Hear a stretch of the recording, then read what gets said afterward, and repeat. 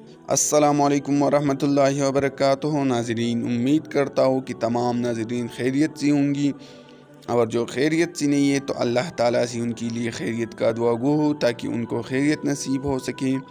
ناظرین، آج ہمارا موضوع ہے شہزادوں کی عید۔ امیر المؤمنین حضرت عمر بن عبدالعزیز رحمۃ اللہ علیہ کی ایک سبق آموز کہانی۔ تو ناظرین، ویڈیو شروع ہونے سے پہلے آپ سے گزارش ہے، اگر آپ پہلے بار ہمارے یوٹیوب چینل مقداد آفیشیل میں آئے ہیں تو ہمارے یوٹیوب چینل مقداد آفیشیل کو سبسکرائب کریں اور بیل آئیکن کو دبائیں تاکہ ہمارے آنے والی ہر نئی ویڈیو کی نوٹیفیکیشن آپ تک پہنچی رہے۔ تو ناظرین، چلو بڑھتے ہیں ویڈیو کی طرف۔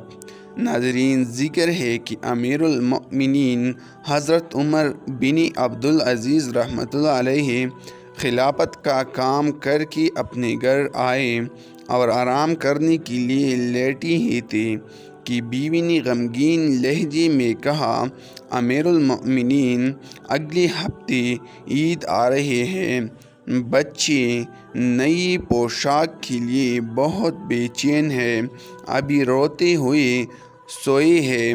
حضرت عمر بن عبدالعزیز نے سر جھکا کر فرمایا، تمہیں تو معلوم ہے کہ مجھے تو صرف 100 درہم ماہوار ملتے ہیں، جس میں گھر کا خرچ بڑی مشکل سے پورا ہوتا ہے۔ بیوی، اوہ تو میں سمجھتی ہوں آپ بیت المال سے قرض لے لیں۔ حضرت عمر بن عبدالعزیز نے فرمایا، بیت المال تو صرف غریبوں، یتیموں، فقیروں کا حق ہے، میں تو صرف اس کا امین ہوں۔ بیوی بولے، بے شک میرے سرتاج، آپ کی بات سچ ہے، مگر بچی تو ناسمجھ ہے، اس کے آنسو نہیں دیکھے جاتے۔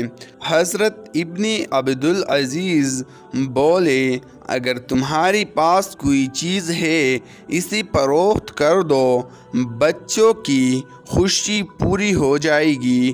بیوی بولے، امیر المؤمنین، میرے تمام زیورات آپ نے بیت المال میں جمع کر دیے ہیں، بلکہ میرا قیمتی ہار بھی جو میرے والد نے مجھے تحفہ دیا تھا آپ نے وہ بھی جمع کروا دیا۔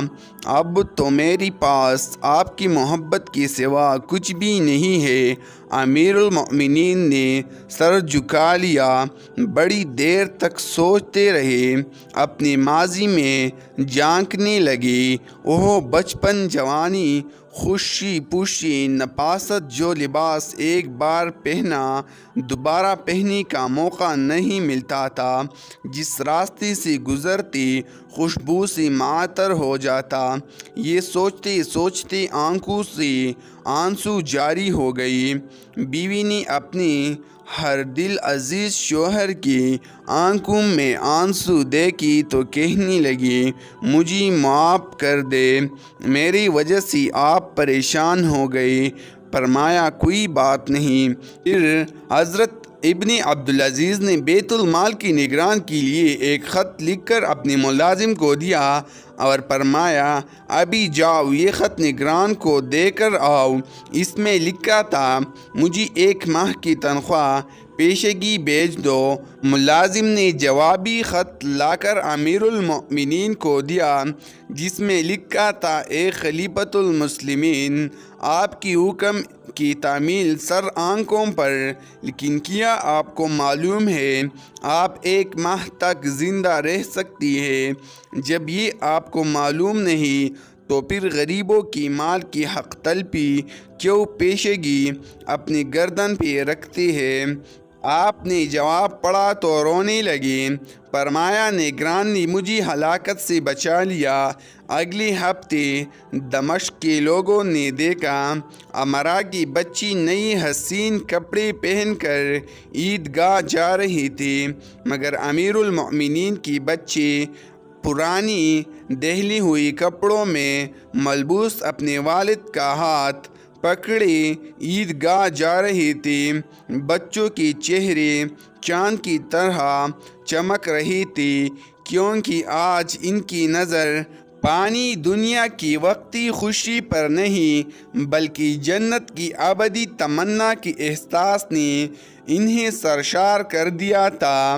تو ناظرین آج کے لیے یہ کافی ہے، امید کرتا ہوں کہ آپ کو پسند آئی ہوگی۔